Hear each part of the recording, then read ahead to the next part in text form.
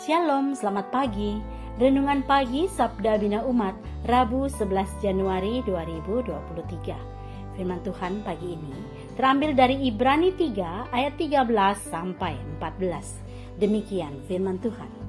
Tetapi nasihatilah seorang akan yang lain setiap hari, selama masih dapat dikatakan hari ini, supaya jangan ada di antara kamu yang menjadi tegar hatinya karena tipu daya dosa.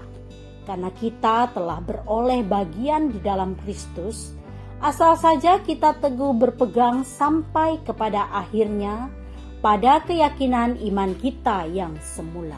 Demikian firman Tuhan. Renungan pagi ini bertema saling menasihatilah.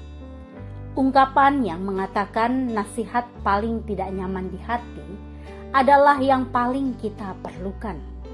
Memberi nasihat yang tidak nyaman didengar mengandung resiko. Persoalannya, apakah kita akan tutup mata dan membiarkan mereka yang sedang lupa diri terpeleset, atau dilandasi oleh kasih kepada Tuhan dan sesama, kita mengajaknya berbicara, mengingatkan, menasehati, juga menegurnya, sekalipun untuk itu mereka mungkin menolak dan sinis kepada kita. Nas bacaan kita berisi perintah untuk saling mengingatkan dan dilakukan setiap hari.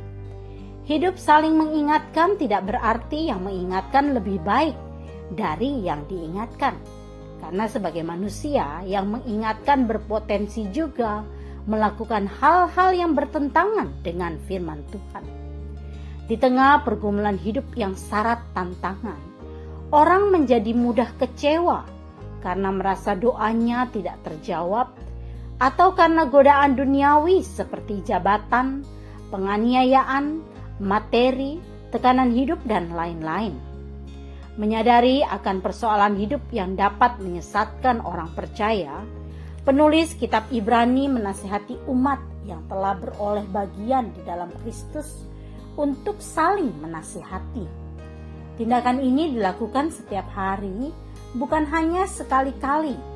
Artinya dijadikan pola hidup. Sebagai makhluk sosial yang telah memperoleh bagian di dalam Kristus dan berpotensi jatuh dalam dosa kapan saja, penulis Ibrani mengingatkan agar kita tidak menjadi tegar tengkuk. Istilah tegar tengkuk di kalangan Yahudi menunjuk pada hewan yang membajak dengan kuk dipasang dan dipandu cambuk oleh pembajak. Lembu jantan atau kerbau yang bantel tidak mau menurut disebut sebagai lembu yang tegar tengkuk. Potensi tegar tengkuk dapat dilakukan oleh orang-orang yang telah menerima bagian dalam Kristus, termasuk dalam kehidupan kita.